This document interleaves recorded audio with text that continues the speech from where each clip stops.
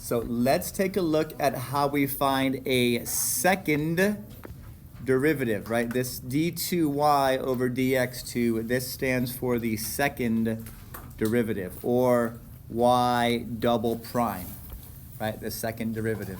So we have ourselves a cute little implicitly derived curve, right? This is not a function. Definitely not. There are multiple y values for every x. So this is just a curve. We're going to find the second derivative of the curve. So let's go through and do our implicit differentiation.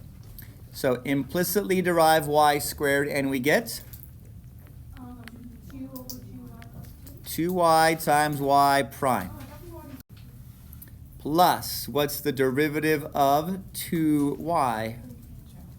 It's just 2, but then we have to include the y prime, or the dy dx. Equals, what's the derivative of 2x? That is 2, right? It's dy dx, so we're trying to get rid of the x. And then what's the derivative of 1? Is 0, right? Any derivative of a number is 0.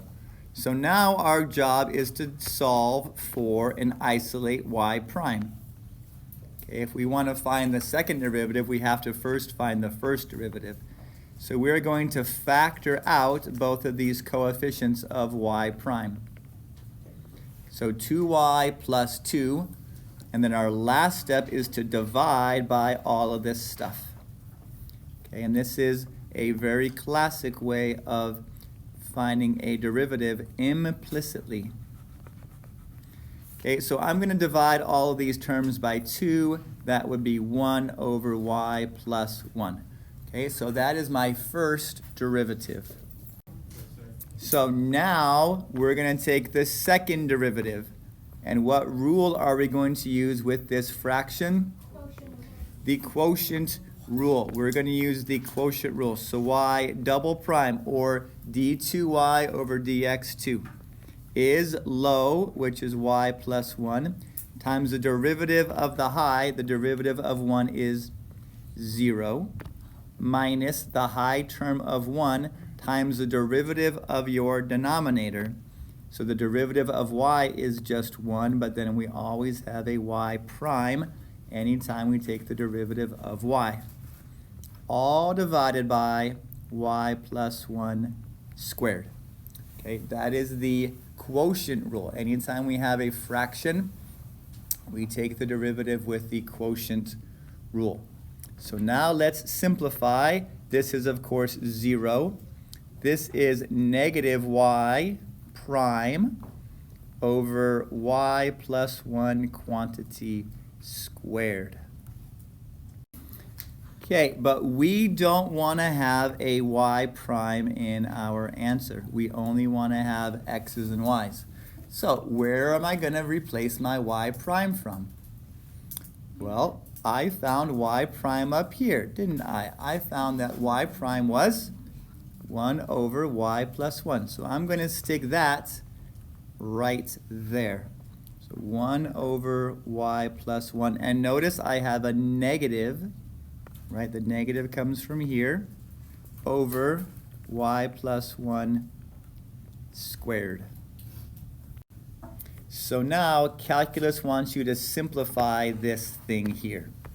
So if I'm dividing by a fraction divided by something, I'm going to multiply by this one's reciprocal. So I'm going to have the negative of 1 over y plus 1 times 1 over y plus 1 squared, right? Because this is over 1, and when I multiply by its reciprocal, it becomes 1 over y plus 1 squared. So I have a y plus 1 times a y plus 1 squared. How many y plus 1s is that? 3 of them. So negative 1 on top, and on the bottom, y plus 1 to the third power. And that is my second derivative. So d2y over dx squared, or just simply y double prime. Okay, here is a second example of finding a second derivative. So we're going to take the derivative of our curve implicitly. So we have derivative of x squared, which is 2x. We have the derivative of y squared, which is 2y times y prime, equals the derivative of 1, which is 0. Okay, so we're going to solve this for y prime by subtracting our 2x over to the right side as a negative 2x. And then we're going to divide both sides by 2y. So y prime equals negative x over y. When I divide 2 divided by 2, that's 1. So this is my first derivative, the negative of x over y. So now let's take that quotient and apply the quotient rule to find the second derivative.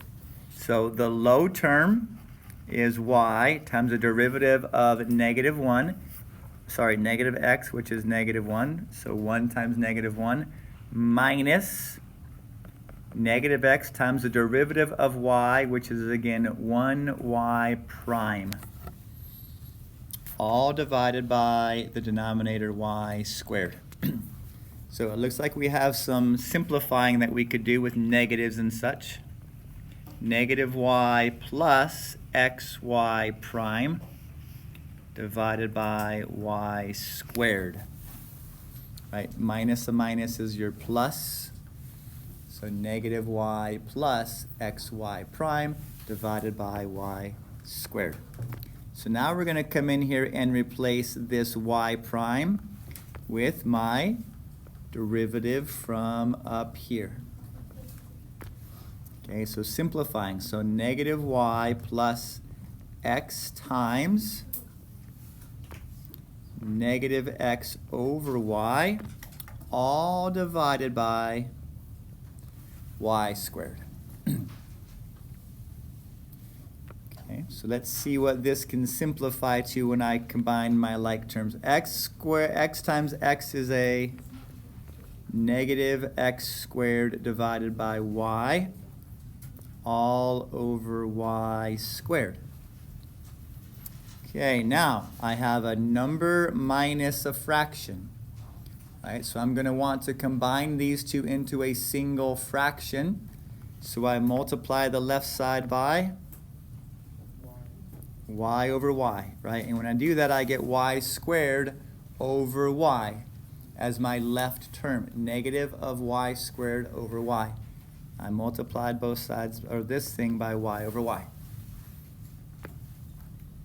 So my numerator is now the negative of y squared minus x squared divided by y, all divided by y squared.